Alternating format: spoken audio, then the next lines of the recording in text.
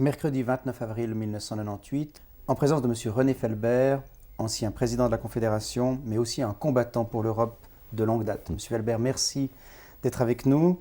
Je souhaiterais que, en début de cette discussion, nous parlions ensemble de votre environnement.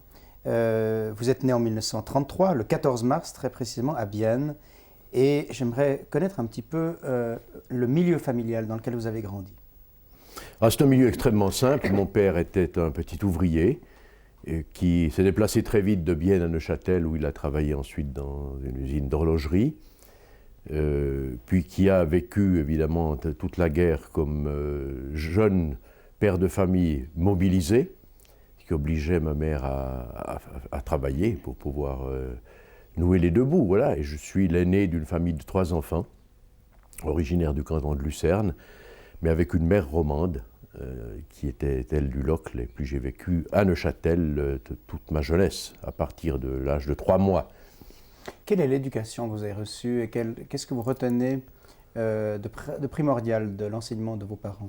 C'est une certaine rigueur, n'est-ce pas? Mon père était un homme très rigoureux, très exigeant, très moral. Il était un homme qui, par exemple, me répète encore aujourd'hui, au moment où je parle, où il est encore vivant, j'ai encore la chance de l'avoir, qu'il n'a jamais eu un franc de dette, n'est-ce pas, malgré les difficultés économiques, qui tenait à ce que ses enfants soient parfaitement bien éduqués, polis, aient des bonnes notes à l'école, etc. C'était très traditionnel, n'est-ce pas, d'origine catholique.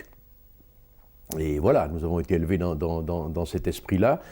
Mais en même temps, un père qui, tout au long de la guerre, m'expliquait, alors que j'étais un jeune garçon, enfin j'avais 7, 8, 9, 10 ans, combien un régime comme celui d'Adolf Hitler était dangereux, pervers, atroce, et il terminait toujours les discours qu'il écoutait d'Adolf Hitler, qui prenait sur le vieux poste de TSF, en me disant « ce salaud continue de dire des choses atroces ».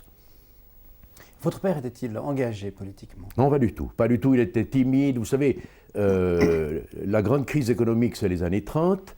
Et puis ensuite, la guerre, des difficultés aussi de trouver du travail, beaucoup de jours de service militaire. Ça ne faisait pas fleurir beaucoup d'engagement chez les humbles. Vos frères et sœurs, vous aviez des frères et sœurs? Oui. Qui étaient plus âgés que vous? Ou... Non, je suis l'aîné. Je suis l'aîné, l'aîné. oui, ils avaient donc 2 et 4 ans de moins que moi.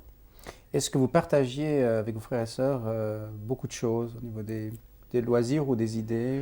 Non, vous savez, c'était une jeunesse qui, paradoxalement, était une jeunesse et une enfance heureuse, parce que la rue était libre, les villes étaient calmes, les quartiers nous appartenaient, et on vivait énormément dans ces quartiers de familles modestes, entre groupes d'enfants, mais plutôt partagés selon notre âge.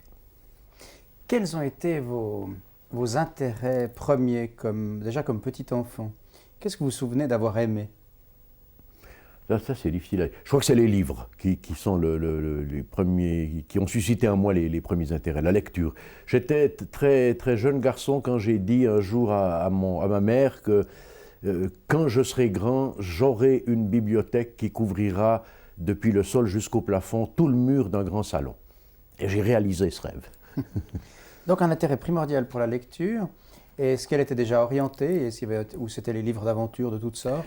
C'était surtout évidemment les livres d'aventure, mais c'était le cadeau que je demandais à chacun qui voulait bien m'en offrir un, n'est-ce pas? Puis après, il y a eu les premiers ouvrages littéraires dès l'entrée au collège.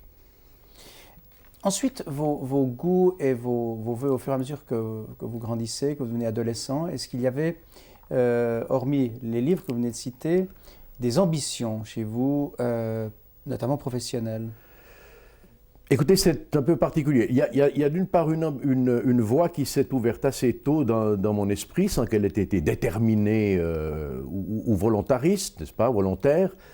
C'est la défense des humbles, la représentation de ceux qui avaient moins l'occasion de s'exprimer. Et déjà, au moment où j'étais plus tard au gymnase cantonal, le directeur du gymnase, M. Laurent Pauly, qui est devenu un de mes amis politiques plus tard, disait à mon père, c'est un véritable chef syndicaliste, n'est-ce pas? J'avais été élu, leader, représentant de ma classe, etc. J'ai toujours aimé ce rôle d'intermédiaire, de porte-parole, de négociateur, si vous voulez. C'est quelque chose qui m'a assez intéressé. Puis ensuite, j'avais quand même cette tendance plus ou moins inscrite à chercher à me placer dans l'enseignement, mais sans avoir ce qu'on appelle une vocation profonde. Est-ce que vous avez réfléchi à l'origine de ce besoin de défendre les pauvres et les défavorisés? Attention, je ne dirais pas nécessairement les pauvres, ce serait un petit peu réducteur. Je dirais les humbles, plus que les pauvres, enfin d'une manière plus générale, et ceux qui quelquefois ont de la peine à exprimer leurs besoins, ou précisément comme mon père, qui sont trop réservés, qui craignent d'éventuelles représailles, représenter ce type de personnes-là, ce qui m'a engagé assez naturellement dans une voie politique. Je n'ai pas choisi tout de suite d'ailleurs. Mais est-ce que vous avez fait une idée ou vous avez obtenu une explication à cette sensibilité? Oui, mais enfin, il y avait la vie, il y avait la vie de famille, il y avait le fait de vivre dans une ville où nécessairement ensuite, en entrant dans des écoles supérieures, on commence à côtoyer des gens qui sont plus aisés, moins aisés, etc. On voit aussi des camarades échouer parce que leurs parents ne peuvent pas, parce qu'ils n'ont pas eu la chance d'avoir une bonne éducation, parce qu'ils n'ont jamais eu un livre ou un journal chez eux. Il y a une part de prise de conscience de l'injustice de la société telle qu'elle est construite. Je crois que c'est ça qui nous amène à nous engager sur une certaine voie ou dans une certaine voie. Alors vous êtes marié, vous êtes déplacé au Locle, et là vous avez enseigné oui. à l'école primaire, à l'école oui. professionnelle aussi commerciale. Qu'enseignez-vous? Bon, alors à l'école primaire, j'étais un instituteur parce que j'avais fait l'école normale, puis ensuite j'ai suivi des cours pour pouvoir enseigner à l'école professionnelle commerciale, en même temps que j'avais suivi quelques cours complémentaires de littérature à l'université de Neuchâtel chez le professeur Guyot, puis des cours de sociologie à l'université de Dijon. Mais ça, c'est tout à fait secondaire. C'était uniquement pour me mettre des choses dans la Mais à l'école professionnelle commerciale, vous enseignez le français. Le français. Ça, hein? Et est-ce que c'est une période que vous avez aimée professionnellement? Le contact, l'enseignement? Tout à fait. Tout à fait. Le contact avec l'enseignement, le contact avec les élèves, je trouvais ça extrêmement enrichissant. La seule chose dont je me méfiais dès le début, c'est de ne pas avoir en face de moi suffisamment, comment dirais-je, de contradictions, de questions, de mise en question, et de courir le risque de sombrer dans une espèce d'autocratie ou d'autoritarisme, d'affirmation permanente, de vérité, qui pour finir auraient pu n'être que les miennes. Et ça m'a fait prendre une distance avec l'enseignement et m'engager ailleurs. Avez-vous donc le sentiment que vos élèves étaient somme toute dociles et peu enclins à contester ce que vous leur enseignez? Docile, ce serait trop dire, mais d'une manière générale, dans les années des années 50 à 60, n'est-ce pas, il y avait encore une tradition de docilité qui était presque, oui, qui faisait foi, n'est-ce pas? Et même s'ils n'acceptaient pas, il n'y avait pas de remise en cause. Même si on ne travaillait pas bien, on n'osait guère dire au professeur, on n'était pas encore en mai 68, hein, c'est votre enseignement qui n'est pas bon. Même si le prof s'efforce d'ouvrir des dossiers, d'ouvrir des voies de réflexion, il n'est pas certain que les élèves vont s'y précipiter. Ils font ce qu'ils doivent faire parce qu'après, ils terminent. Je les ai retrouvés après qui m'ont dit « on a eu beaucoup d'intérêt pour telle ou telle chose, c'était passionnant ». Mais sur le moment, c'est difficile à mesurer. Alors, en 1959, vous adhérez au Parti socialiste. Est-ce que dans les années qui précèdent, donc vous aviez 26 ans, dans les années qui précèdent, est-ce que vous aviez déjà, suite à vos activités notamment, et votre sensibilité que vous avez décrite tout à l'heure, déjà des penchants pour cette tendance Oui, alors je crois qu'objectivement, je votais socialiste comme étant le parti qui représentait au plus près ce qui me semblait être l'organisation de la société que je souhaitais. Vous savez, on n'adhère jamais à un parti parce qu'on est 100% d'accord avec toutes les thèses de ce parti, mais uniquement parce qu'on a une volonté de s'engager, de pouvoir s'exprimer à travers l'instrument qu'est le parti, puis en même temps parce qu'il est celui qui est le plus proche de ce qui nous apparaît comme juste. Voilà, puis on écarte le reste. C'est valable pour tous les partis, je crois, et beaucoup de mes amis d'autres partis me l'ont dit. Mais avant, j'avais fait du journalisme un peu, parce qu'il fallait aussi que je mette un peu de beurre sur les épinards. Vous savez, les salaires d'enseignants au début des années 50 et 60, c'était pas très fameux. Et puis j'aimais assez bien écrire, parler, etc. Et j'avais choisi d'être le chroniqueur du Courrier de Genève pour le canton de Neuchâtel. Et c'est d'ailleurs ce qui a déclenché mon adhésion au parti, parce qu'on est venu me chercher à partir de mes articles, n'est-ce pas? Parce que certaines prises de position sur ce qui se passait avaient titillé les yeux ou les oreilles de certains dirigeants socialistes qui sont venus me dire « vous devriez venir avec nous ». Et là, vous avez accepté tout de suite? Oui, j'ai accepté, et puis en même temps, il se trouve que j'avais un ou deux amis qui faisaient la même démarche. On ne s'était pas concertés, mais on s'est retrouvés tout à coup à s'engager en même temps. Alors, vous avez été élu au Conseil général du Locle? Oui. L'année suivante, déjà? Oui. Et par la suite, alors, vous êtes à l'exécutif, qu'on appelle d'ailleurs le Conseil communal, sauf erreur. Hein, voilà, chez nous, oui, oui. Comme en Valais. Voilà, municipalité. Chez nous, le Conseil communal, enfin, le canton de Vaud, c'est le Parlement, évidemment. Mais donc, vous avez été à la municipalité, et puis ensuite, le syndic, c'est-à-dire président, président de la ville, de oui. la ville. Oui. Et là, vous l'avez été assez longtemps, puisque je crois que, sauf erreur, vous l'avez été... J'étais 16 ans. Donc dès que j'ai été élu ans. au conseil communal, j'étais le dernier venu d'un conseil communal, une municipalité dans le canton de Vaud, à majorité de gauche, et mes collègues m'ont choisi pour assumer la présidence. Alors, vous avez été le président de la ville en tant que socialiste, vous avez traversé durant ces années notamment certaines crises, horlogères oui. en particulier, oui. crise pétrolière, oui. durant cette période-là. Est-ce que, durant cette période, vous avez développé vos affinités avec l'Europe, et à quel moment, au fond, vous êtes-vous senti réellement un pro-européen?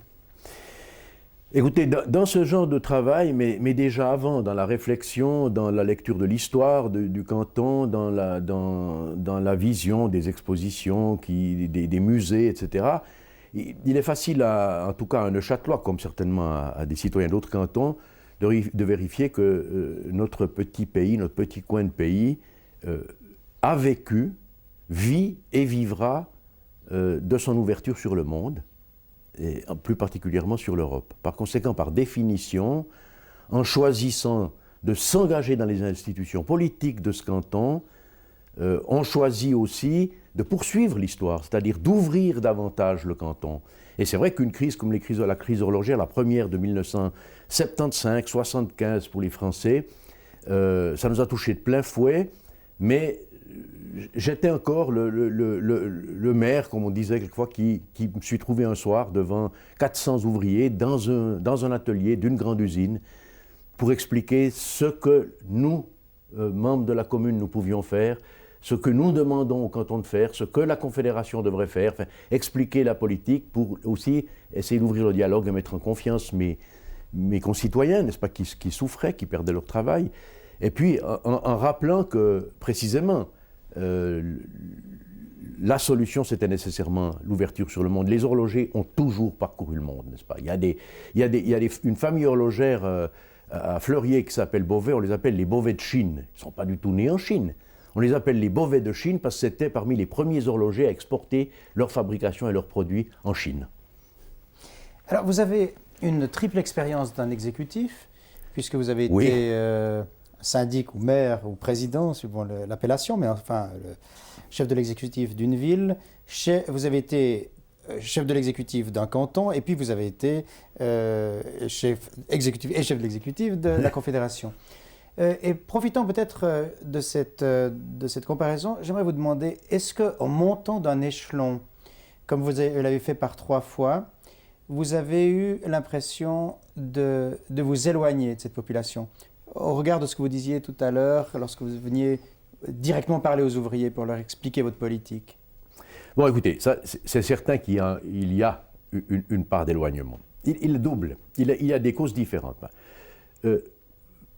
Président de ma petite ville du Locle, il m'est arrivé de me faire réveiller à 2 h du matin par une vieille dame qui me signalait qu'elle avait constaté que l'ampoule du réverbère en face de chez elle ne fonctionnait plus. Bon, ça c'est sûr que c'est significatif. J'étais pourtant un politique professionnel. Bon, on dérange le maire, pas le technicien de service. Donc il y a cette proximité. On est responsable de tout et immédiatement.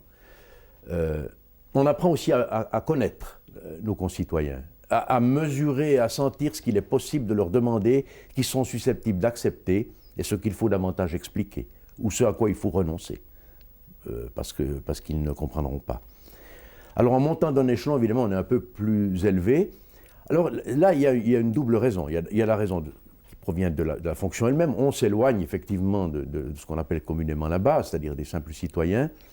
Mais en même temps, eux aussi s'éloignent de nous, parce qu'on a une fonction un peu supérieure, ils imaginent que nous sommes moins atteignables, ils ne nous rencontrent plus tous les jours dans la rue, on est dans un autre lieu, et notre responsabilité s'étend à une étendue un peu plus vaste, à une plus grande part de population.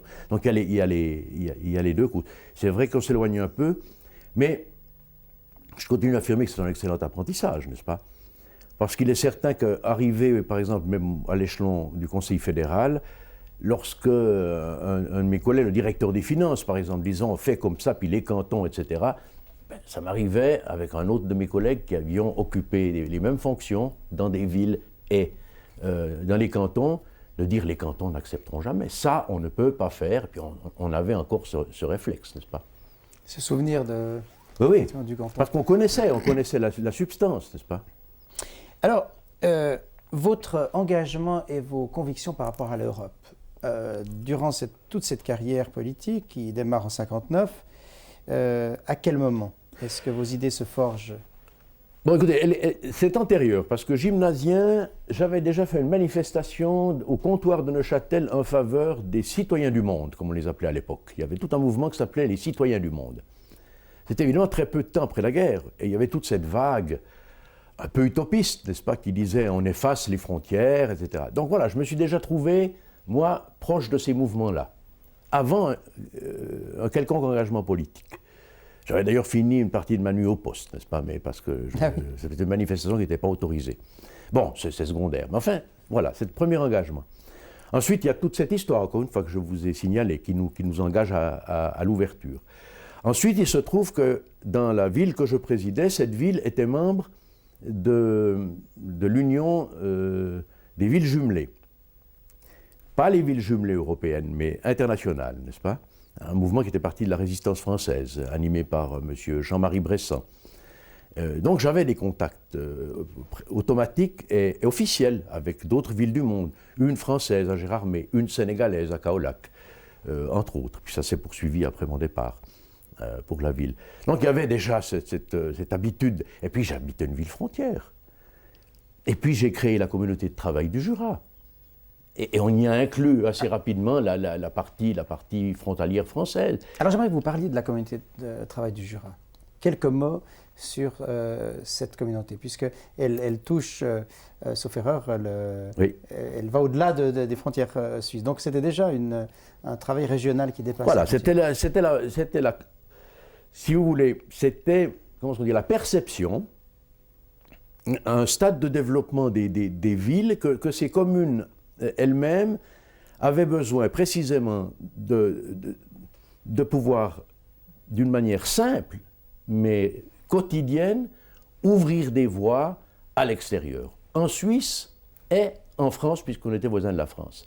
Alors en Suisse, c'était le Jura à côté, c'était le Jura bernois, c'était le canton de Vaud de l'autre côté, c'était le Jura bernois, donc Berne, et puis derrière, évidemment, au nord, c'était la Franche-Comté. Et nous nous rendions compte que chaque fois que nous disions il faudrait, par exemple, une nouvelle route, c'était quelquefois très matériel, pour favoriser les transports, qu'on n'ait pas chaque fois besoin de descendre sur le plateau, de passer par Lausanne ou Genève, n'est-ce pas? Pourquoi pas chez nous? D'où l'idée de la route horlogère. Et que de l'autre côté, on était arrêté par nos amis français parce qu'ils avaient un plan centralisateur et puis que eux, les routes, c'était pas prévu de les faire maintenant. D'où, si vous voulez, notre volonté de susciter un dialogue avec les maires des communes voisines. Puis ensuite, ça a correspondu à la régionalisation française, la politique de régionalisation, donc la création d'autorités régionales et départementales avec lesquelles on est entré en contact, puis nous avons décidé, en demandant aux deux gouvernements, favorisant ainsi la mise en application de nouvelles dispositions législatives fédérales et françaises, de créer des entités à travers la frontière. Alors ça, vous l'avez fait en tant que président de la ville Ça, je l'ai fait en tant que président de la ville d'York, mais évidemment, j'étais déjà... En quelle année ? j'étais déjà député au Grand Conseil et j'étais conseiller national, n'est-ce pas? Ah, vous aviez déjà 3 niveaux Oui, ce qui d'action. fait que je pouvais quand même intervenir ailleurs pour expliquer un peu ce qui se passait. Donc c'était dans quelles années, à peu près, cette... C'était les années 68, 69, 70, 72, c'était après mes 68. Alors vous étiez jeune député au Conseil national, puisque vous avez été oui, j'ai été élu en 67. 68, 69. Alors voilà un exemple de quelque chose qui se prolonge aujourd'hui encore. Tout à fait, ça existe, ça s'est même développé. Ça s'est même développé. Et j'ai eu l'occasion de participer comme parlementaire fédéral à des modifications législatives qui rendaient possible ces accords internationaux. On a pu régler avec ça des problèmes fiscaux, n'est-ce pas, plus tard. Et tout ça, c'est... Donc il y avait cette volonté de collaborer. C'est-à-dire de considérer que la frontière telle qu'elle, même si elle était respectable, elle ne voulait plus dire grand-chose. Est-ce que, parallèlement à ces actions que vous meniez à l'exécutif de la ville, et aussi au législatif national, est-ce que vous aviez à ce moment-là déjà des idées précises sur ce que vous souhaitiez comme participation de la Suisse à la construction européenne? N'est-ce pas, alors j'ai relu encore hier ou avant-hier un peu l'histoire de cette période, pas la mienne, mais celle de la Suisse. J'ai très vite été de ceux qui souhaitaient une participation entière de la Suisse à la construction européenne. Évidemment, on trouvera toute espèce d'excuses pour expliquer ce qui s'est passé et notre non-adhésion à l'époque. C'est vrai qu'à l'époque, l'ambition était très forte. On voulait tout de suite une communauté de défense. On voulait tout de suite une communauté politique, avec une politique étrangère commune, etc. Ça ne s'est pas fait. Mais on a raté le train avec ça, n'est-ce pas? Nous n'étions certainement pas les seuls à ne pas tout vouloir à la fois, mais en n'adhérant pas, on a laissé 6 pays faire l'Europe, tant mieux, ils l'ont fait, heureusement, et nous étions à côté. Et on avait cette propension à favoriser les échanges économiques, puisqu'on en vivait, et ça personne ne l'a jamais nié, et à essayer d'écarter ou d'effacer la dimension politique. C'était d'ailleurs dans la population l'excuse, ou en tout cas largement déclarée lorsqu'on interrogeait simplement les gens dans la rue. Nous vivons mieux que les autres Européens, nous avons tout à y perdre. La perte des avantages économiques a été un des éléments moteurs. Et comment, à cette époque-là, donc avant votre arrivée encore au Conseil fédéral, comment est-ce qu'on préparait parmi les partisans de l'intégration à l'Europe, comment est-ce qu'on préparait ce terrain? Oh, il faut bien dire qu'on préparait mal, n'est-ce pas? C'était des mouvements, comme les mouvements européens, comme aujourd'hui le nouveau mouvement européen. Vous en étiez membre?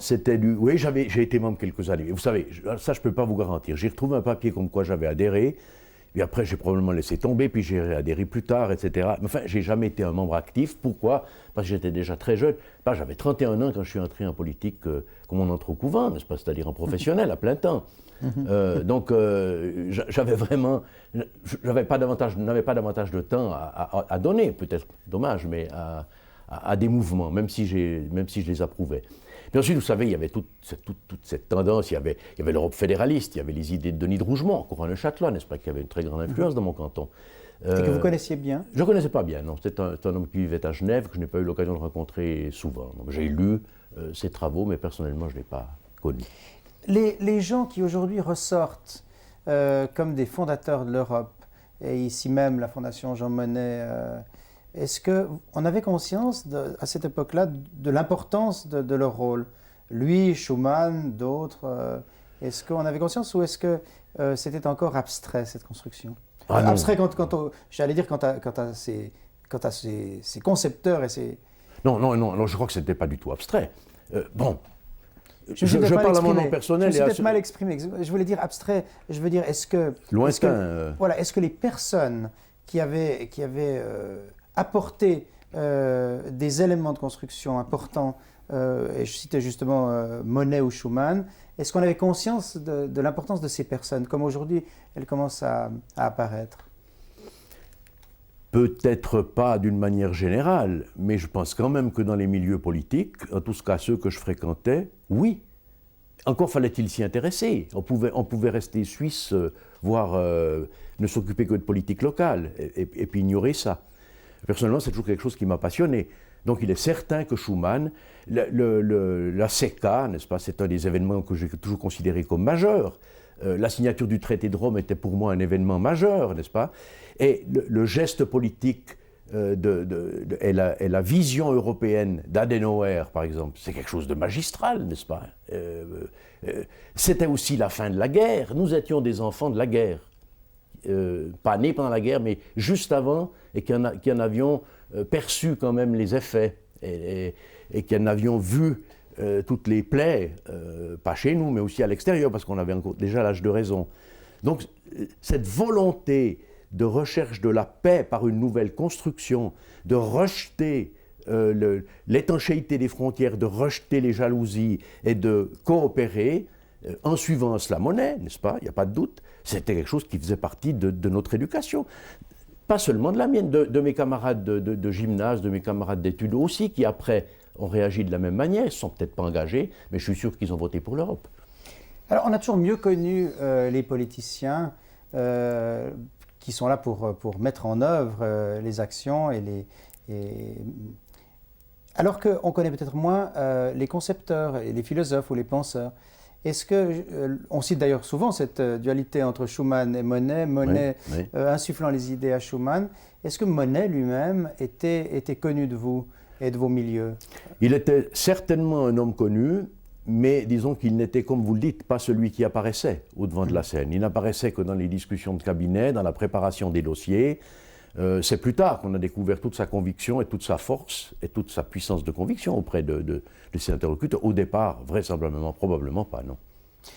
Vous êtes arrivé au Conseil fédéral et c'est à partir de cette époque-là que se dessine la perspective de l'EE Oui.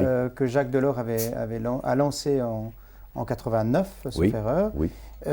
Alors, j'aimerais savoir un petit peu comment s'est passé ce changement du département des Affaires étrangères qui tout à coup a pris en main le projet et est venu devant le peuple, aidé et appuyé par Jean-Pascal Delamuraille. Vous étiez un peu les deux personnes qui sont... Les deux affreux. Les deux, affreux, je ne sais pas pour qui, pas pour nous sans doute, pas pour nous sans doute, les deux personnes qui sont montées aux barricades.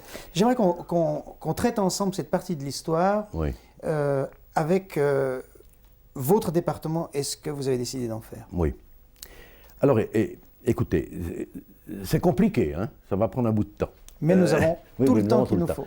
Alors, écoutez, d'abord, au fur et à mesure des années qui passaient, de mon passage aussi au Conseil national, j'ai été quand même 14 ans au Conseil national, j'ai été président du groupe socialiste des chambres fédérales, j'ai été membre de la commission du commerce extérieur, j'ai été ensuite membre de la commission des affaires étrangères.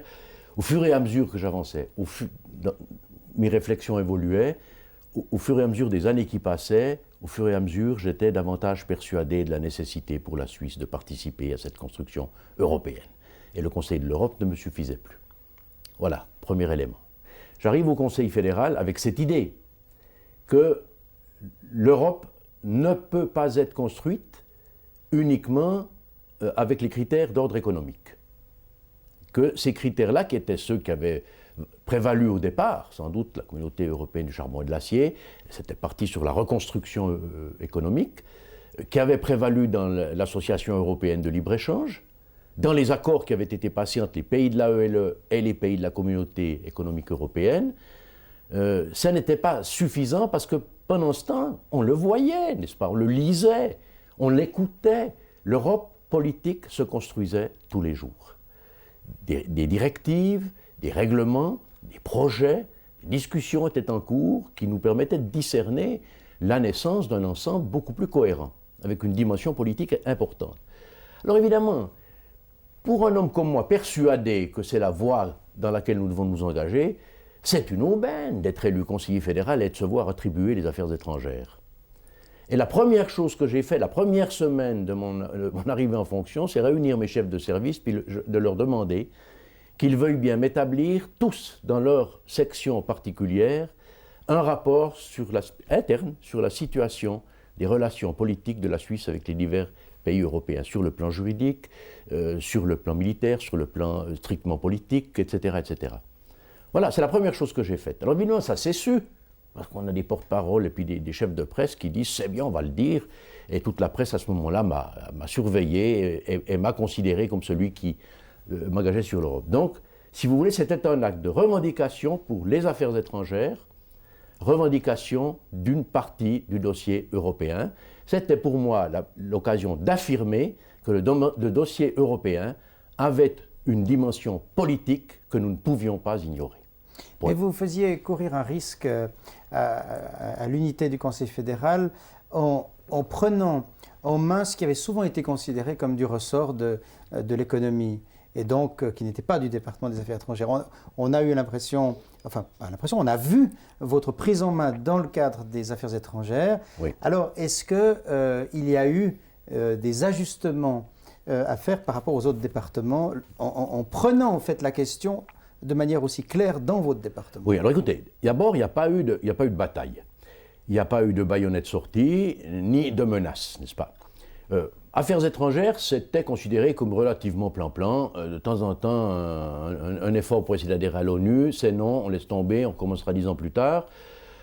Participation à toutes les grandes institutions internationales, participation au Conseil de l'Europe, mais ça bougeait en Europe, n'est-ce pas? Et moi, ça ne me satisfaisait pas. Donc, et je ne voulais pas seulement me promener pour aller dans des assemblées et puis donner le point de vue de la Suisse, humanitaire, généreuse, ouverte au monde, mais seule, puis découvrir que les autres, ils ont fait une avance considérable, puis qu'ils ont d'autres propositions plus intéressantes, plus puissantes, plus riches, plus efficaces, etc.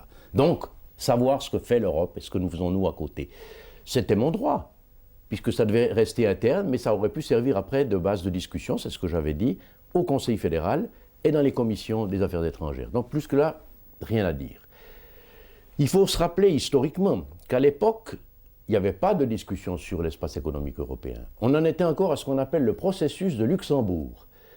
C'est-à-dire que les pays de la communauté européenne avaient admis que les États de l'AELE pouvaient, selon les besoins, ceux de la communauté comme ceux de l'État, individuellement les uns des autres, négocier des accords particuliers, spécifiques, sur différents objets, sans qu'ils soient liés les uns aux autres, ni les pays, ni les objets. Accord qui pouvait être négocié avec la communauté européenne? On discutait directement avec la communauté, mais on pouvait discuter un accord, par exemple, comme on l'aurait fait aujourd'hui, un accord seulement sur les transports routiers, pas sur les transports ferroviaires, pas sur l'aviation, seulement un petit domaine. Ça s'appelait le processus de Luxembourg. On pouvait le faire chaque fois que ça s'avérait nécessaire. Monsieur Delors, dont vous avez parlé, a constaté que ça allait très loin, puis que la communauté négociait 15 accords en même temps, avec chacun des pays membres, puis ce n'était pas les mêmes, puis ça dispersait un peu les forces. Et c'est une décision de la communauté et de la Commission d'affirmer en 1988,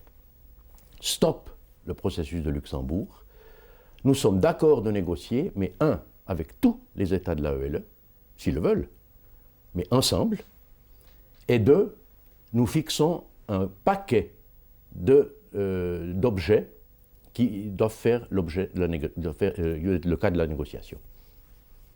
Monsieur Felbert, nous parlions tout à l'heure de votre arrivée au Conseil fédéral et de la prise du département des affaires étrangères. J'aimerais encore quelques précisions sur la façon dont vous avez pris le dossier européen en main. Oui. Alors, restons calmes, je ne l'ai pas volé, ni arraché, je n'ai tué personne pour m'en saisir. D'ailleurs, je ne m'en suis pas saisi totalement. Alors, j'ai raconté le processus de Luxembourg, le passage nécessaire, parce qu'accepté par les pays de l'AELE, dont la Suisse, d'une négociation globale pour conclure un traité qui s'appelait sur l'espace économique européen. À partir de là, les domaines qui étaient touchés étaient tellement nombreux que toutes les études que j'avais demandé de mettre en route pour engager une éventuelle politique européenne plus dynamique pouvaient se faire, mais pouvaient rester secondaires. Il y avait l'occasion de saisir un dossier vivant qui allait se développer. Et à l'intérieur de ce dossier, il n'y a pas l'ombre d'un doute, on l'entendait dans les commissions, on l'entendait dans les couloirs du Parlement. Ce qui gênait le plus beaucoup de nos interlocuteurs, c'était la dimension politique de ce dossier. Donc, il s'agissait à partir de là d'avoir une concertation avec mon collègue, qui est un ami, heureusement, le conseiller fédéral Jean-Pascal de la Murat, chef à l'époque de l'économie publique, qui négociait constamment les problèmes économiques entre la Suisse et l'Europe. Alors c'est une discussion entre les deux qui s'est heureusement terminée et où M. de la Murat, mesurant aussi l'ampleur du nouveau dossier, a admis qu'en définitive, il était bon que nous allions les deux, dans une prochaine séance du Conseil fédéral, pour dire que la dimension économique restait du domaine du département de l'économie et de ses négociateurs, mais qu'il y avait toute la dimension politique qu'il était juste de donner à la maîtrise du département fédéral des affaires étrangères. Voilà, c'est ce que nous avons fait et ça a été accepté par nos collègues. Pourquoi plutôt deux qu'un, c'est encore mieux. N'oublions pas qu'à cette époque, il y avait un instrument qui existe toujours, d'ailleurs extrêmement efficace, qui est ce qu'on appelle le bureau de l'intégration. Et ce bureau de l'intégration est un bureau qui dépend des deux départements et qui est, c'était le cas, ça l'a été et ça l'est toujours, dirigé par un diplomate des affaires étrangères, mais qui comporte des spécialistes des affaires économiques comme des affaires étrangères. Voilà comment ça s'est passé. À partir de là, M. de la Murat, en toute amitié, en toute collégialité, en respectant totalement les limites que nous nous étions fixées, je crois que j'ai fait la même chose, nous avons développé ensemble ce dossier européen et à chaque séance du Conseil fédéral, nous déposions des papiers communs, signés des deux, avec les aspects économiques et les aspects politiques. Nous parlions ensemble, nous répondions ensemble à la presse, etc. etc. En prenant cette part importante au sein du département des affaires étrangères, vous donniez inévitablement un pas et un tournant important dans la politique helvétique. Parce que en reconnaître son importance politique, c'était changer de cap, me semble-t-il, par rapport à ce que la Suisse avait fait jusqu'alors. Changer de cap dans la mesure où ça signifiait que vous étiez en train de prendre en main la dimension politique de l'Europe et non plus la laisser à l'échelon seulement économique. Et c'est-à-dire qu'à l'échelon économique, elle n'est tout simplement pas traitée. Moi, ce que je voulais, c'était faire reconnaître que le processus d'intégration avait une dimension politique qui nous obligerait à nous poser des questions. C'était ça l'intérêt. Puis en même temps, j'avais autour de moi des hommes et des femmes qui ne pouvaient pas se contenter de voir ce que les grands faisaient à l'intérieur de la politique dite de la guerre froide, et qui n'osaient plus bouger, parce que les initiatives de la Suisse étaient relativement secondaires, non membres des Nations Unies, non membres de la Communauté économique européenne. On avait une petite tribune au Conseil de l'Europe, j'ai même été président du comité des ministres du Conseil de l'Europe, oui, mais ça n'allait pas plus loin, là c'était les droits de l'homme. Mais il y avait toute la dimension politique, toute la dimension sociale de la future négociation qui était, à mon avis, extrêmement importante, que M. de la Murat a reconnu, que le Conseil fédéral a reconnu avec nous, d'où ce bicéphalisme pour traiter ce dossier. Puis derrière moi, les diplomates et tout un département debout, heureux, ça bouge. Des gens convaincus, pourquoi? Parce qu'ils se sont promenés dans le monde entier et que ça faisait des années qu'ils constataient chaque jour l'isolement de plus en plus grave et de plus en plus réel de notre pays. Je vous posais la question tout à l'heure si cette prise en main du dossier au sein de votre département avait créé un tournant politique. Mais est-ce que vous avez, j'aimerais vous entendre encore à ce sujet, est-ce que vous n'avez pas le sentiment, en tout cas on a parfois l'impression que tout à coup, avec cette action-là, on ne se borne pas à simplement réfléchir dans votre département, mais on donne un axe nouveau à ce qui va être la politique européenne de la Suisse. Oui, c'est bien ce que je souhaitais.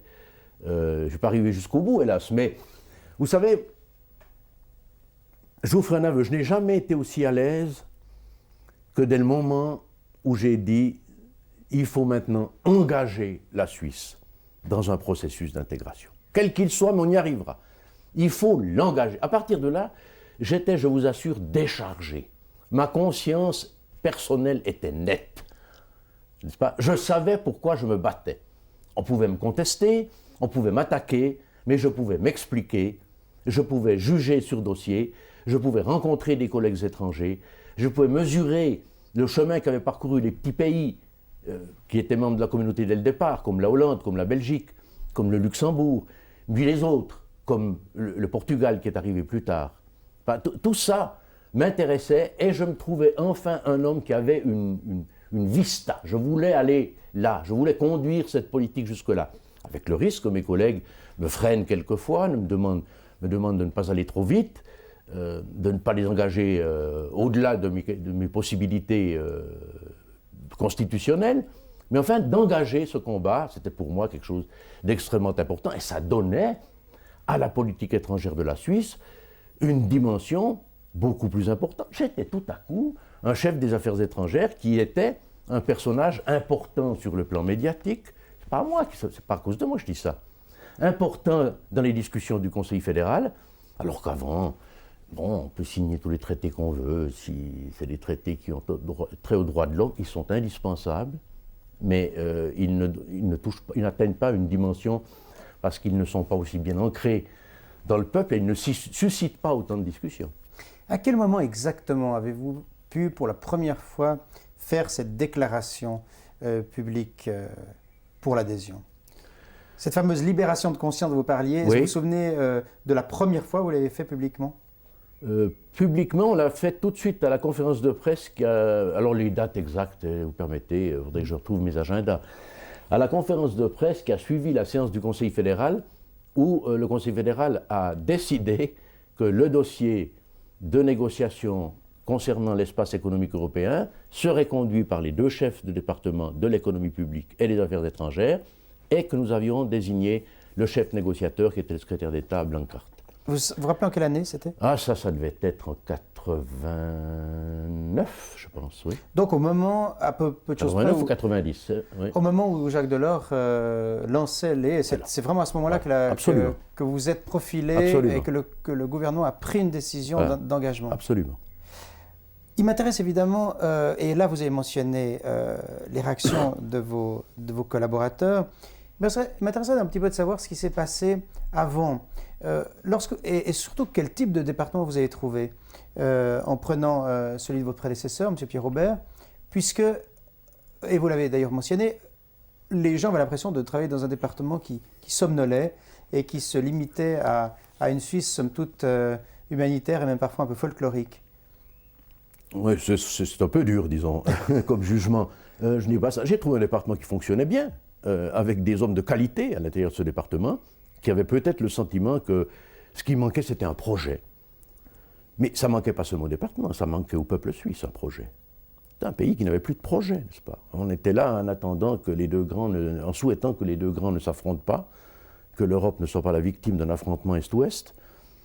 Il y avait eu la création de la conférence sur la sécurité et la coopération en Europe. Là, je trouvais que c'était un élément important pour le département, qui avait été lancé par M. Grabert, repris par M. Aubert. Ça, c'est un élément dynamique, pour essayer d'abaisser les barrières entre l'Est et l'Ouest, de créer des liens.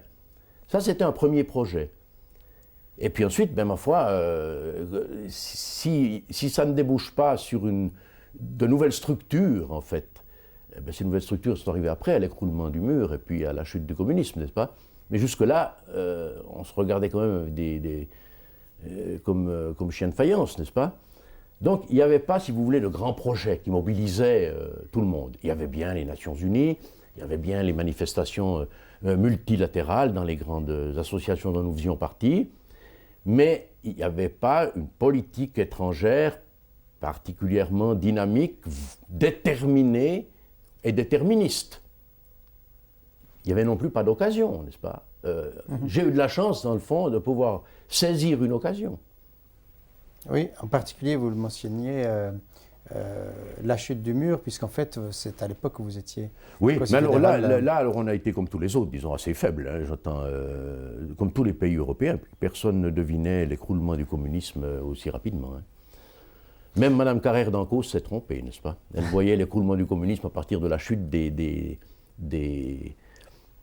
républiques caucasiennes et musulmanes, et puis c'est pas comme ça que ça s'est passé. Le dossier, donc, lorsque vous le prenez en main avec Jean-Pascal de la Murat, et lorsque vous commencez vos négociations, le Conseil fédéral vous donne carte blanche pour aller faire ces négociations. Mais est-ce que vous l'avez obtenu difficilement, douloureusement, puisqu'il y avait quand même une certaine division au sein de l'exécutif? Non, vous savez, ce n'est pas une carte blanche, alors ça n'existe pas. Non, le Conseil fédéral est un collège assez fort quand même, hein, quoi qu'on en dise ou qu'on en pense. Non, il a fallu définir le mandat. Alors ce mandat, dès le moment où nos interlocuteurs avaient défini le leur, ils disaient, voilà, nous allons négocier ça, ça, ça et ça, voilà les fameuses 4 libertés, n'est-ce pas?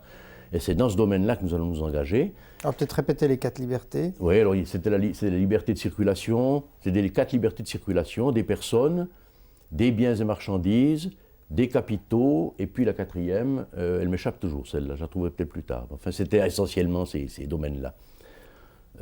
C'était ça. Alors ça touchait toute une série de lois, et ça remettait en cause une série d'accords partiels, n'est-ce pas? Et je trouve que ça, c'était intéressant. Donc le Conseil fédéral, avec l'aide de ses hauts collaborateurs, de ses hauts fonctionnaires et du bureau d'intégration, a défini un mandat de négociation. Ensuite, les négociateurs partent et discutent. Puis quand il y a un échec, vous connaissez le système, alors on met les ministres. Et puis les ministres s'expliquent, lâchent un bout, reviennent, convainquent leurs gouvernements respectifs et reviennent. La difficulté énorme, n'est-ce pas? C'est que nous étions, pays de l'AELE, 7 pays, ou 6, totalement indépendants les uns des autres. Nous avions en face de nous une commission qui parlait pour tous les autres, pour les 12 autres. Ça, c'était la différence.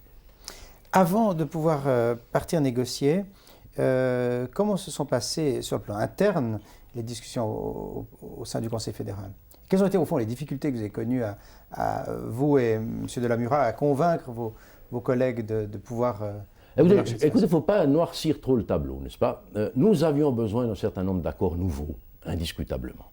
Et nous savions, par les pressions économiques, par la vie économique de notre pays, que nous devions obtenir des accords avec la communauté pour favoriser le développement économique, ne serait-ce qu'à ce niveau-là. Et puis, simplement, il est venu s'y ajouter la dimension politique qui me paraissait importante. À moi, elle me paraissait importante parce qu'elle elle me semblait davantage de nature à éveiller l'intérêt des citoyens suisses. C'est autre chose que simplement un accord pour mieux vendre ou vendre plus cher ou vendre moins cher ou supprimer les accords douaniers. Il y avait une dimension plus forte. Et je pense que le Conseil fédéral l'a bien saisi. Il n'y a pas eu d'objection. On n'avait pas tellement de possibilités de dire non. Si tout l'AELE dit oui, on dit oui. Je n'ai pas souvenir là qu'il y a eu des combats. Les difficultés sont plutôt nées plus tard devant certains obstacles au milieu de la négociation pour dire on ne peut pas lâcher plus, on est déjà allé loin, etc. etc. Et c'est vrai qu'il faut replacer dans le contexte en 87, lorsque vous prenez en main votre département, on en est encore strictement à la ALE. On ne parle pas encore de CE, donc tout à fait. C'est à ce moment-là que vous allez organiser avec Jean-Pascal de la Murat, dès le début, j'imagine, oui. Ou bien dès cet accord. De l'année suivante, en tout cas. L'année suivante. Oui. Donc avant que l'on mentionne le projet, avant que le projet de l'or de la CE ne soit né. Absolument, oui. De l'EE, pardon, ne soit né. Absolument. Et alors, comment se passe pour vous l'arrivée de ce projet de l'EE? Bon, mais c'était 2 ans, je crois, de négociations. C'est toujours la difficulté, n'est-ce pas? C'est que, en définitive, avec notre démocratie directe, le temps nous fait toujours défaut. On nous dit maintenant, mais enfin, vous avez voulu faire avaler ça en 6 mois. C'est pas vrai. On a voulu le faire avaler en 3 mois. On a terminé les discussions au Parlement du projet complet d'accord Espace économique européen à la session septembre-octobre 1992. Et on votait le 6 décembre. Il fallait donc que le Parlement ratifie le projet, sous réserve du vote du peuple, le projet d'accord, et ensuite modifie la législation suisse à travers ce processus Eurolex, qui est un processus accéléré, qui visait à modifier toutes les lois qui devaient être modifiées en fonction de l'accord que nous venions d'avoir. Et après, le 6 décembre, le peuple devait voter. Donc, c'est vrai que là, c'était une course à peu près invraisemblable. Et puis, moi je le dis ouvertement, nous n'avons pas encore l'habitude en Suisse d'une certaine perméabilité entre les différentes composantes de notre pays. Et en particulier, une grande partie de l'économie qui nous disait « il faut absolument que ça passe ». Quand on lui disait « mais alors manifestez-vous, aidez-nous », nous sommes 2 conseillers fédéraux, 3 parce que M. Ogui avait négocié les transports, 4 parce que M. Koller avait fait tout Eurolex, ils étaient donc acquis à ce moment-là à notre système, et ils ont foncé. On n'y arrivera pas, on ne peut pas parler aux 7 millions de Suisses, n'est-ce pas? Et là, on a reçu certaines rebuffades en disant « nous ne nous occupons pas de politique, nous ne pouvons pas faire pression sur nous, ni nos employés, ni nos membres, etc. etc. » N'est-ce pas ça?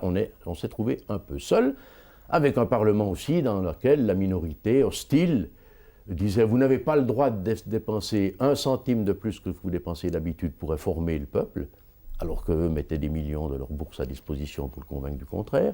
Donc on était dans un cadre extrêmement difficile.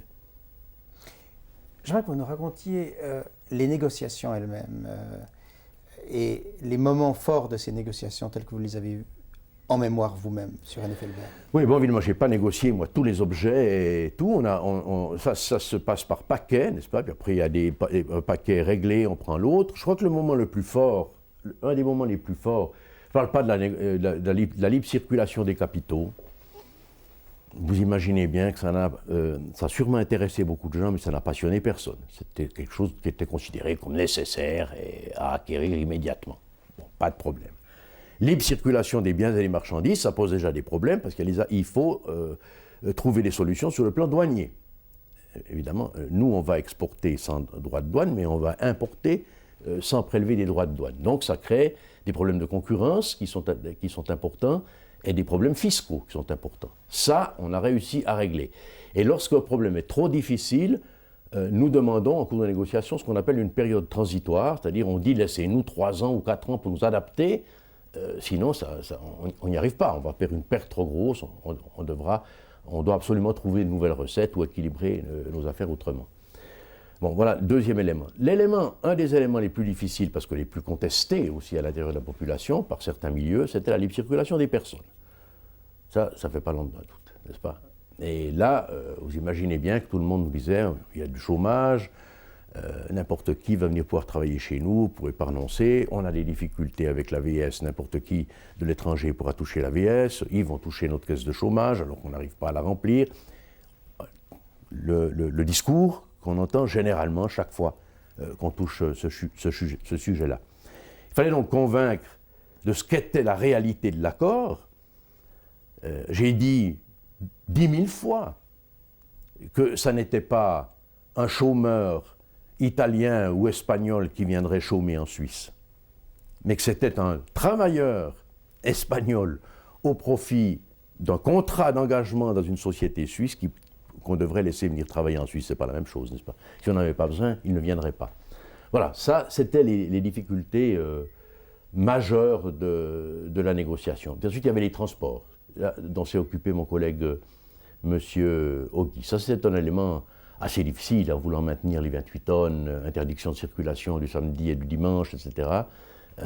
Autre volet. Alors, si vous voulez, on fait un puzzle avec tout ça. Et avec nous, on a quand même aussi des pays comme l'Autriche qui disent ouais, mais nous aussi, on ne peut pas faire n'importe quoi. Et on se met 3 pour négocier au lieu d'être 5. Un truc qui n'intéresse que moins les autres. Puis c'est comme ça qu'on arrive au bout. Puis à la dernière minute, on réunit entre-temps, on réunit les ministres chaque fois en disant vous devez lâcher un peu plus. On revient au Conseil fédéral, on doit lâcher un peu plus. On fait des propositions où on peut compenser. Jusqu'à ce qu'on se mette d'accord, on donne un nouveau mandat à nos négociateurs jusqu'à la fin. C'est un circuit assez compliqué. Je n'ai pas de détails particuliers, sinon une anecdote, n'est-ce pas, le dernier soir, on avait encore un point qui n'était pas... On se réunissait entre nous, ceux de la ELE, on allait ensemble après en face des gens de la commission. On discutait avec nos collègues ministres. J'ai été en Espagne, au Portugal, à Paris, en Finlande, partout, voir tous mes collègues en disant il faut nous aider, il faut tenir, on vous aide pour ci, aidez-nous pour ça. Ça fait partie du processus. Le dernier soir, alors qu'on voulait conclure à Luxembourg, il était 9h30, 10h, on nous a dit on en a jusqu'à 1h du matin, nous sommes partis croquer un morceau, M. de la Mura et moi, c'était au niveau ministériel. Et une demi-heure après, même pas, un de nos collaborateurs nous cherchait à toute heure, disant « C'est la fin, ils sont tous d'accord, il faut tout de suite rentrer, il faut dire oui ou il faut dire non. » Vous voyez? Alors là, tout à coup apparaît la responsabilité. Alors les deux, c'est utile là que nous soyons deux, qu'est-ce qu'on fait? On dit oui ou on dit non? Parce qu'il y a encore un petit point qui ne nous plaît pas. Il y avait un petit point qui ne vous plaisait pas? Oui, je ne me rappelle même plus le détail. Après, c'est même corrigé parce que c'était une mauvaise interprétation que nous avions.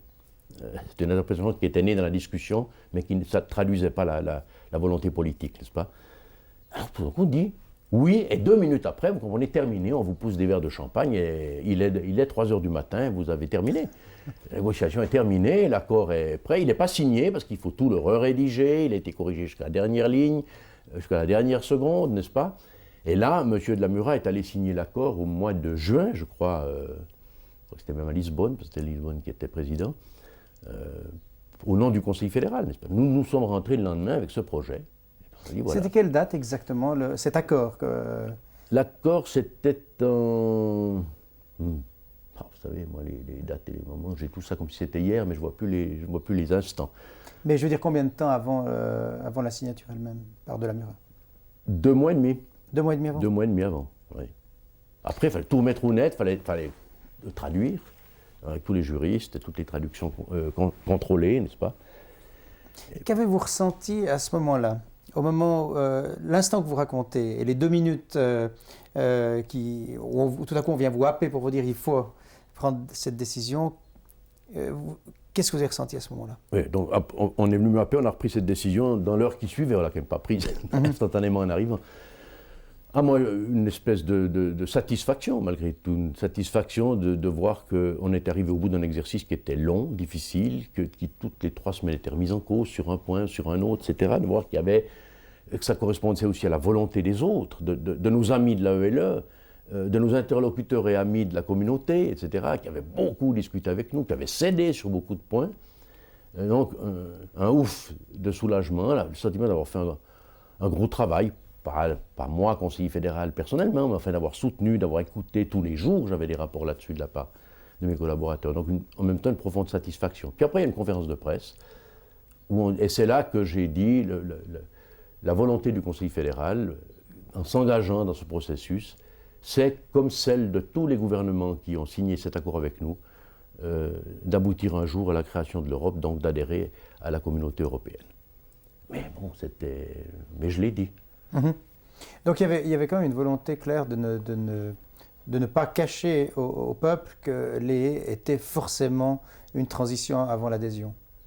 Oui, nous ne voulions pas le cacher, mais nous ne voulions pas non plus forcer la main. C'est-à-dire qu'on a pris la précaution de dire que cette volonté d'adhérer était une volonté gouvernementale, que nous la prononcions pour mettre les choses au clair, et qu'elle dépendait des compétences constitutionnelle qui était celle du gouvernement, qui a le droit d'ouvrir des négociations sur tous les sujets, pour autant qu'ils soumettent leurs résultats ensuite à la ratification, à la discussion ou à la ratification.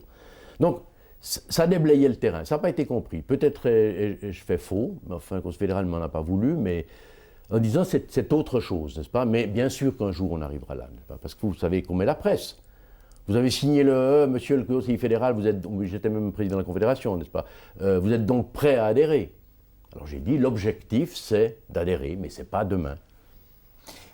Avant cet accord passé avec les partenaires européens, et dans les difficultés de négociation, et en particulier différents que vous avez eu avec vos collègues, est-ce que vous avez perçu un peu la volonté prédominante des Européens par rapport à l'adhésion de la Suisse? Au fond, est-ce qu'à un moment donné, les Européens s'en sont fichus de l'adhésion ou non de la Suisse à l'accord? À l'accord. Oui. Et puis aujourd'hui, on se repose la même question. Est-ce que les Européens ont vraiment besoin ou non de la participation de la Suisse à leur construction? Écoutez, ont besoin?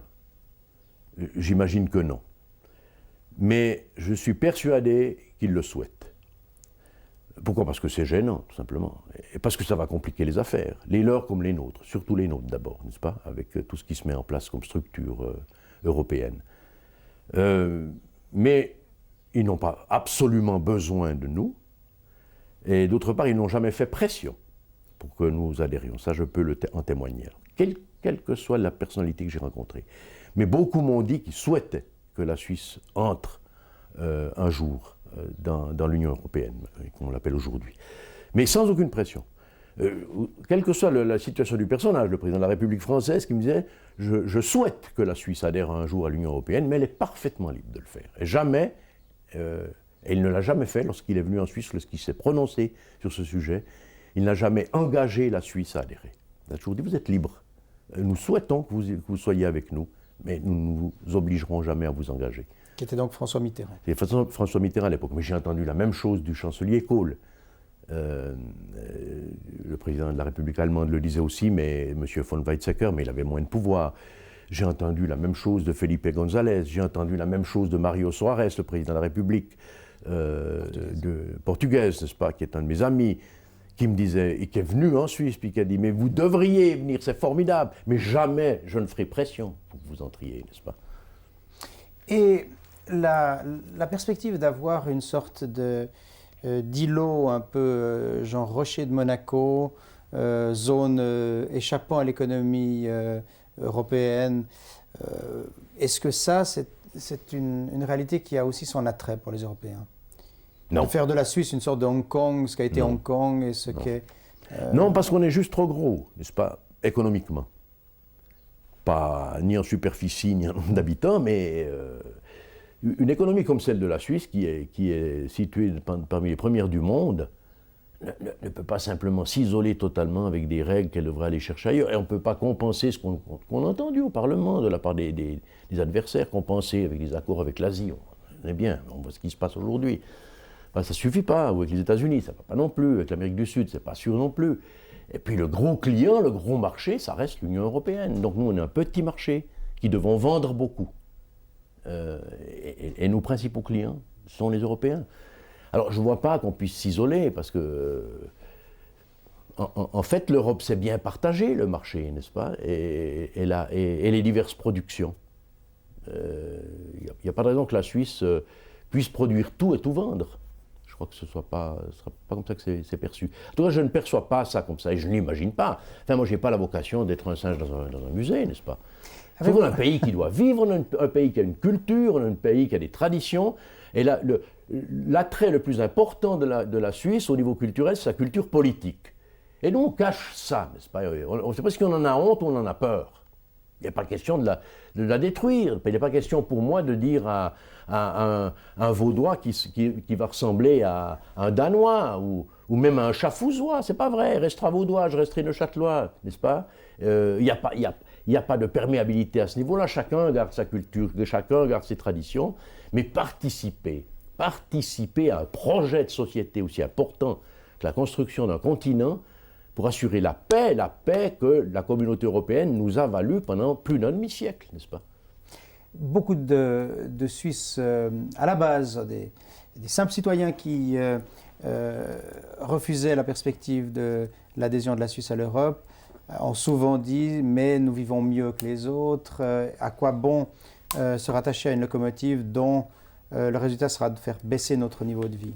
Cette chose-là, avez-vous le sentiment que vos collègues européens en avaient conscience de ces phrases de l'homme de la rue? Oui. Et si oui, quel type de réaction avez-vous pu enregistrer de leur part?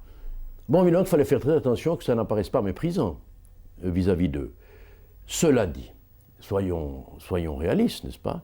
La plupart de nos concitoyens qui prononçaient cela d'une manière péremptoire, lorsqu'ils allaient en vacances, ils allaient dans les pays de la communauté dont ils disaient qu'on vivait moins bien qu'eux, mais ils s'y trouvaient parfaitement bien.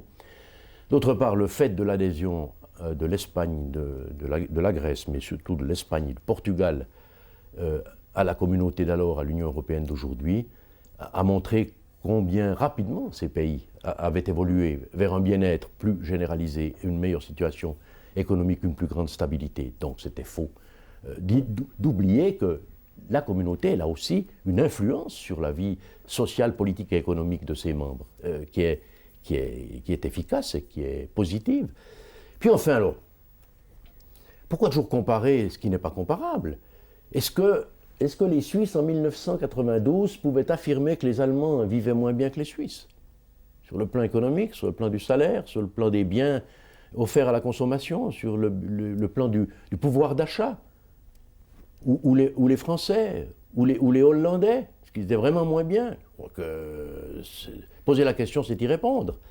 Puis quand on dit maintenant, aujourd'hui encore, je lis qu'on dit oui, mais on a le taux de chômage le plus bas de tous les pays européens. C'est faux. Le Luxembourg n'en a pas. Bon. C'est un cas particulier, c'est un pays de la communauté. La Hollande a un taux de chômage plus bas que nous. La Grande-Bretagne a un taux de chômage égal ou plus bas que le nôtre. Peut-être que les statistiques ne sont pas tout à fait faites de la même manière, mais enfin, c'est comparable. On compare toujours la situation de la Suisse avec ce qu'il y a de pire dans la communauté. On n'a pas dit que la communauté avait réussi dans tous les domaines et dans tous les États qui la composent. Mais il y a tout un trend, n'est-ce pas? Face à vos négociations, évidemment, émergent des opposants qui sont devenus entre-temps, des figures connues de la Suisse. Et je pense au phénomène Blorer. J'aimerais que vous me parliez un petit peu de Blorer et de son action contre votre projet. Oui, alors évidemment, c'est un homme qui, de toute manière, par tradition et à l'intérieur de son parti, était déjà de l'aile droite du parti, d'une aile droite ultralibérale, donc qui, contrairement alors à ce que moi je souhaite que ce soit le libéralisme économique qui crée les règles de vie de tous les États et qui crée aussi les relations nécessaires entre ces États. Si j'estime que ces relations sont nécessaires, que l'économie de marché est utile, elle l'a prouvé, je donne alors d'autres fonctions encore aux relations entre les États, en particulier les fonctions sociales et les fonctions politiques. Donc ça s'est posé, il était déjà comme ça avant. Cela dit, il appartient à un parti minoritaire dans une région de la Suisse où cette minorité s'exprime précisément par une position ultralibérale, disons une position de droite et pas de centre-droit. Pour renforcer ce parti, il est évident qu'il y a une solution qui est assez claire, c'est de faire peur et d'agiter les sentiments. On va perdre notre neutralité, on sera commandé par des étrangers, on aura des juges étrangers, nous allons perdre notre indépendance, voilà, etc., etc. Nous allons perdre nos traditions. Ce qui est faux. Il n'a jamais été question de changer. Aujourd'hui, nous savons que la législation européenne toucherait en Suisse 5 à 10% des projets qui doivent être soumis au peuple, pas plus. Monsieur Felbert, nous avons abordé le problème des oppositions, personnifié aujourd'hui autour de M. Blorer et d'autres avec lui. Mais M. Blorer, c'est aussi le membre d'un parti qui est représenté au gouvernement. Alors, comment avez-vous pu négocier de manière interne avec votre collègue, M. Ogi, sur cette question-là ? D'une manière extrêmement simple, c'est que M. Ogi s'est très vite alors détaché de la perspective de M. Blorer. Il a choisi celle du Conseil fédéral, aboutissement des négociations. Je rappelle qu'il avait, lui, un dossier important, celui des transports, et qu'il nous a soutenus. Le cas était d'ailleurs significatif parce qu'il y avait à côté de lui M. Rieschen, qui était le président de la Commission des affaires étrangères du Conseil national, qui était favorable, lui aussi UDC, même parti que M. Blocher, bernois, qui était favorable à l'espace économique européen. Donc ce n'est pas un cas unique, n'est-ce pas, mais ce sont des gens qui raisonnaient, ce sont des gens qui voyaient la Suisse dans une plus grande perspective, dans le cadre d'une ouverture plus généreuse et en même temps plus générale, et qui n'étaient pas sensibles au sentimentalisme, n'est-ce pas, et à l'agitation des cloches qui venaient de certaines régions de Suisse auxquelles on avait fait peur, en disant qu'ils allaient perdre leur liberté. Peut-être que nos concitoyens de ces régions n'ont jamais eu l'occasion de mesurer de quelle façon et dans quelle dimension leur vie dépendait, et leur petite économie dépendait des échanges avec le reste du monde. Adolphe Ogi, avez-vous le sentiment que c'est la collégialité qui a joué un grand rôle dans sa prise de position, ou une certaine conception en faveur de l'Europe? Non, je pense que c'est une conception en faveur de l'Europe. Il n'y a pas longtemps. Adolphe Ogi est un homme qui s'est persuadé que cette négociation était nécessaire, qu'il fallait qu'elle aboutisse et que nous la ferions aboutir. Parmi les arguments qu'on a beaucoup entendus, la crainte de voir la société helvétique perdre la souveraineté, et en particulier perdre sa neutralité. Alors, oui. La neutralité est-elle aujourd'hui encore souhaitable ? Non, il y a deux éléments. La souveraineté, je rappelle toujours que dans n'importe quel acte international, n'importe quelle convention, n'importe quel accord multilatéral que la Suisse a été appelée à signer avec l'ONU, avec l'Europe, c'est toujours, si vous voulez, une atteinte à la souveraineté nationale. C'est-à-dire on admet que nous allons obéir à des règles arrêtées en commun avec d'autres. Alors pourquoi tout à coup avoir peur de celles qu'on arrêterait d'une manière un peu plus globale, un peu plus générale avec l'Europe? Et c'est un État souverain qui négocie. Et c'est un État souverain qui accepte le résultat de la négociation. Et c'est un État souverain qui entre dans l'accord et qu'il met au travail, il le met en action, n'est-ce pas? Et participer, c'est participer aussi à l'élaboration. C'est perdre notre souveraineté que de rester à l'écart et de faire ce que nous voyons faire depuis quelques années. Le gouvernement, qui ne peut pas faire autrement, et ce n'est pas une critique, qui est contraint, à la suite de décisions européennes, de modifier lui-même sa législation alors qu'il n'a pas pu participer à la décision. Alors les opposants à l'UE disent un pays est souverain lorsqu'il négocie, il ne l'est plus lorsque c'est fait, lorsque l'accord est passé. Alors il ne faut jamais négocier, n'est-ce pas? C'est nier la nécessité d'une négociation. Or personne n'a mis en cause la nécessité d'une négociation. Je pense que M. Blocher ne met pas en cause les accords du GATT qui sont traduits par la création de l'Organisme mondial du commerce, n'est-ce pas, l'Organisation mondiale du commerce, parce qu'il en a besoin. S'il n'y a pas d'accord, on ne vend plus rien dans le domaine économique. S'il n'y a pas d'accord, on laisse tous les criminels du monde arriver en Suisse, il n'y a plus de protection, s'il n'y a pas d'entraide judiciaire, tout ça, ce sont des accords. Pourquoi? Parce que nous partageons les mêmes richesses et les mêmes valeurs, n'est-ce pas? Nous ne mettons pas en cause nos valeurs, nous les mettons à côté de celles de nos voisins qui partagent ces mêmes valeurs. Et ensemble, nous allons travailler. Je crois que c'est ça, cet abandon de souveraineté, entre guillemets. Mais il n'y a pas de véritable abandon de souveraineté. Nous restons un peuple souverain et un État souverain à l'intérieur d'une Europe qui est en construction. L'Union européenne, ça n'est pas un État définitivement arrêté, c'est encore un processus en phase de construction. Alors participons-y. La neutralité. Alors, excusez-moi, avant de passer à la neutralité, encore une question. Les arguments toujours des opposants par rapport à la souveraineté, tout en reconnaissant la nécessité du compromis que représente l'accord, notamment l'accord bilatéral, disent, à cette différence près, que lorsqu'il s'agit d'avoir un gouvernement supranational, un parlement supranational, c'est à ce niveau-là, et très prochainement une monnaie générale, c'est à ce moment-là que le retour en arrière des souverainetés nationales n'est plus possible, parce qu'en principe, un accord laisse toujours la possibilité d'avoir un accord bilatéral. Alors ma réponse, elle fait appel à l'histoire. Elle est très simple, ça ne sert à rien d'ergoter là-dessus, n'est-ce pas? Si ces arguments-là avaient été utilisés au cours de l'histoire suisse, la Suisse n'existerait pas.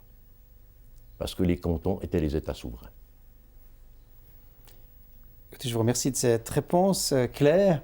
Et alors passons peut-être à la question de la neutralité. Faut-il aujourd'hui encore garder la neutralité suisse comme un élément indispensable à sa vie et à sa survie? Je pense que cette neutralité, elle est née aussi en partie dans l'histoire, dans notre histoire, à la fin du siècle dernier, non, au début du siècle du 19e siècle. Elle est née aussi des tensions internes à l'intérieur de la Suisse, n'est-ce pas? Des risques d'éclatement qui pouvaient naître en cas de conflit européen, encore une fois, européen. La guerre de 1914-1918 a tout de même montré des tendances divergentes entre la majorité alémanique, pas toute la majorité, mais une partie de la majorité alémanique et la majorité francophone, par exemple, n'est-ce pas? Alors je pense que cette neutralité, en dépit de l'organe politique, de l'instrument politique qu'elle était, elle a été sur le plan intérieur une espèce de ciment. Donc ne la négligeons pas, ne la rendons pas ridicule. Aujourd'hui, il est vrai que les risques de conflits intra-européens, je mets à l'exception cette malheureuse Yougoslavie évidemment, ont été éloignés. Et que notre neutralité n'a plus la même évidence, d'une part, et n'est plus un instrument nécessaire à la Suisse pour essayer, le cas échéant même, de s'interposer entre deux belligérants.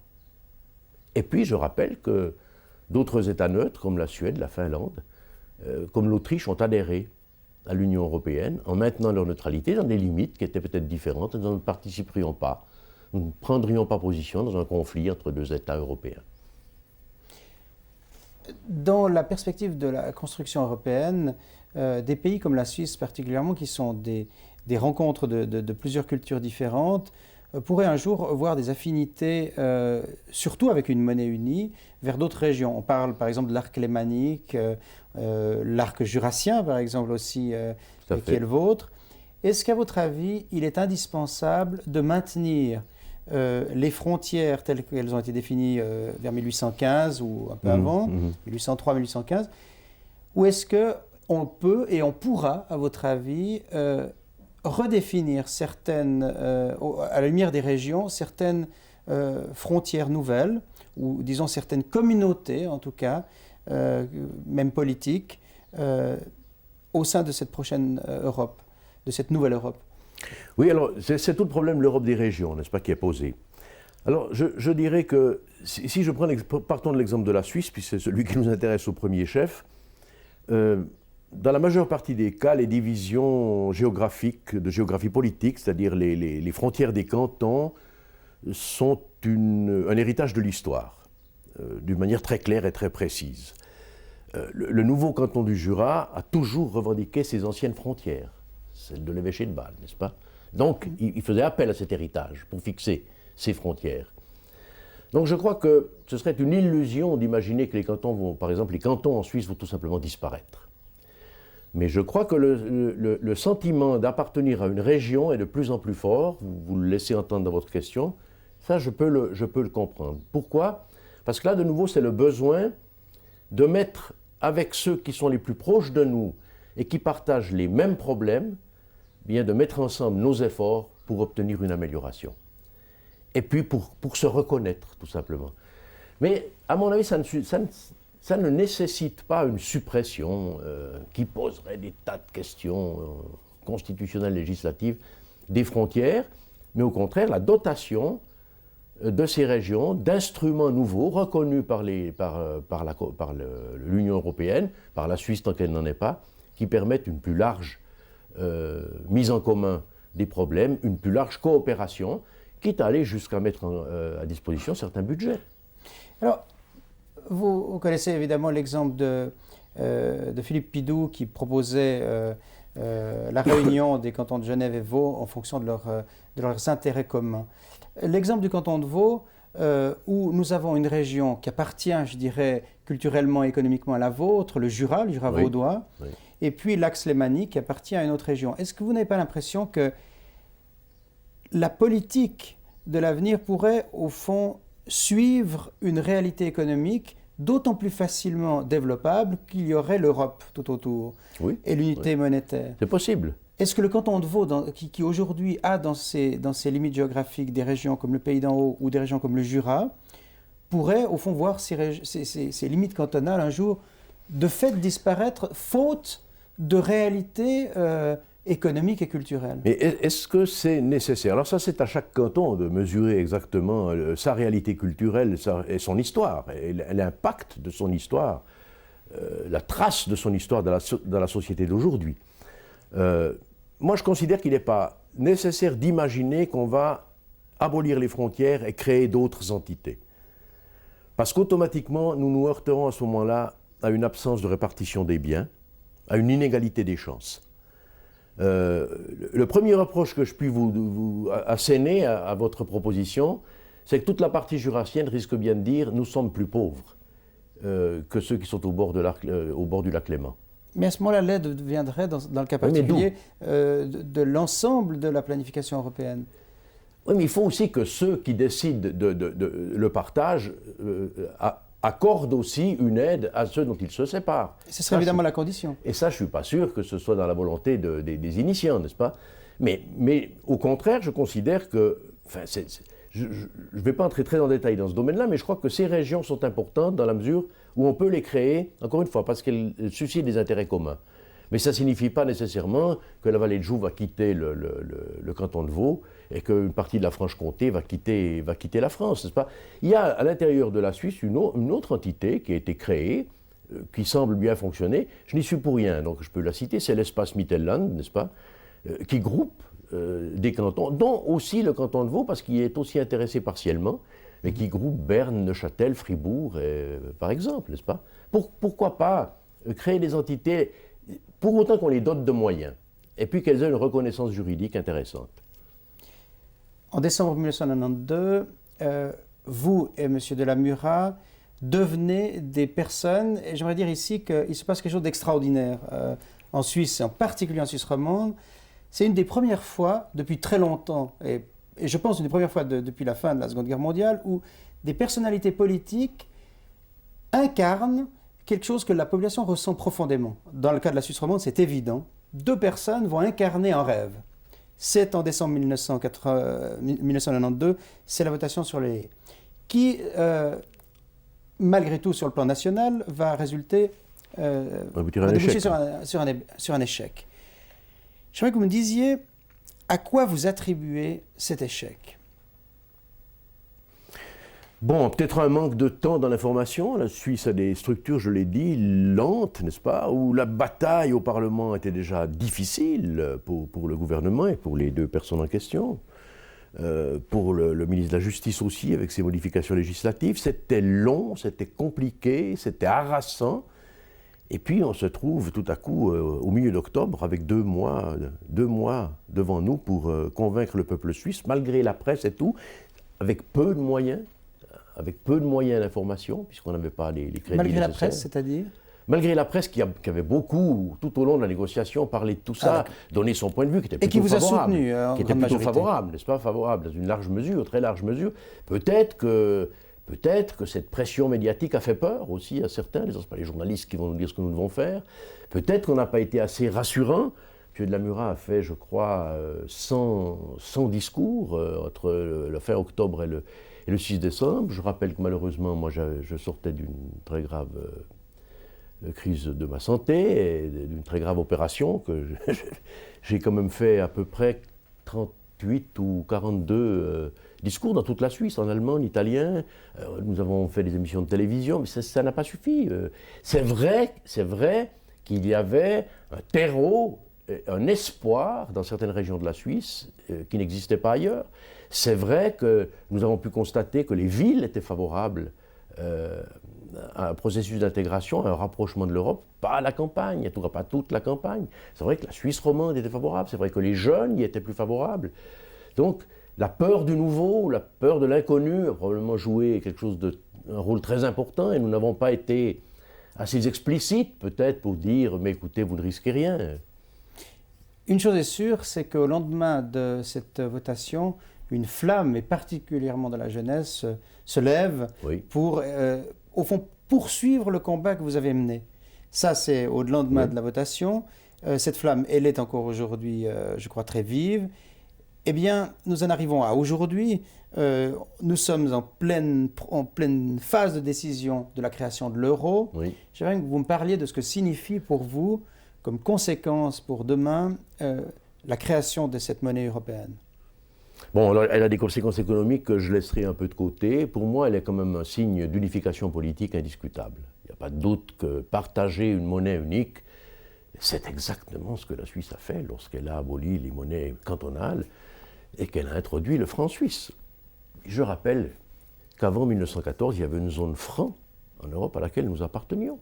La valeur du franc suisse était égale à celle du franc français, c'est par hasard qu'on ait choisi le franc comme unité de monnaie, n'est-ce pas, de notre pays. Eh bien, il y aura une nouvelle unité qui s'appellera l'euro, qui est un élément d'unification indiscutable, qui va se traduire par une transparence pour des prix pour l'ensemble des habitants des 11 États qui vont être dans cette zone euro, et puis bientôt probablement de tous les autres qui suivront.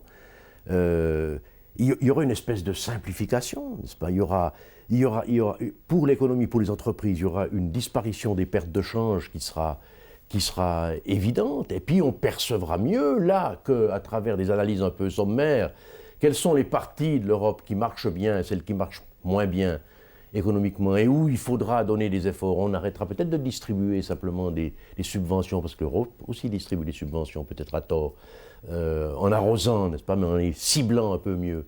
Je crois que c'est un élément extrêmement important pour la Suisse, vous le savez, vous avez entendu des émissions, c'est évident, n'est-ce pas? Les comptes seront faits en euros. La plupart des sociétés exportatrices calculeront leurs prix en euros. Elles n'auront pas besoin de les calculer en lire italienne, en florin hollandais, en franc français, en pesetas espagnol. Tout sera en euros, n'est-ce pas? Simplification pour eux, prise d'habitude.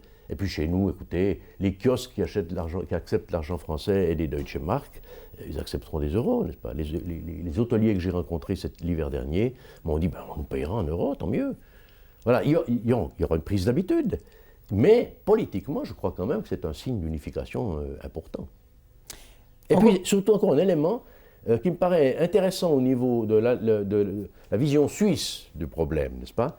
Et que nous avons toujours été favorables à une banque d'État, à une banque fournisseur de monnaie, indépendante du pouvoir politique. Eh bien, ce sera le cas en Europe, n'est-ce pas? En conclusion de cet entretien, M. René Felbert, et avant de vous remercier de la qualité, de la profondeur de cet entretien, j'aimerais que vous nous donniez votre sentiment sur ce qui va suivre, ce qui va probablement se passer à vos yeux pour la Suisse dans les prochaines années. Alors moi, je suis un optimiste. Alors je suis persuadé que la Suisse sera un jour un membre à part entière de l'Union européenne. Mais je ne peux pas dire quand. Parce qu'il faudra pour cela qu'elle ait manifesté d'une manière publique sa volonté de participer à la construction européenne, d'une part, et d'autre part, il faut souhaiter que le peuple suisse réagisse d'une manière très claire à ce qu'il devra subir en n'adhérant pas, c'est-à-dire en pouvant vérifier qu'il subit la législation européenne sans pouvoir participer à son élaboration. Le jour où on aura compris ça, il sera favorable à l'Europe. Et nous entrerons. Monsieur Felbert, merci de cet entretien. Si vous souhaitez voir d'autres vidéoportraits, consultez le site Vitassumus qui met en ligne régulièrement nos interviews filmées réalisées à partir de 1978.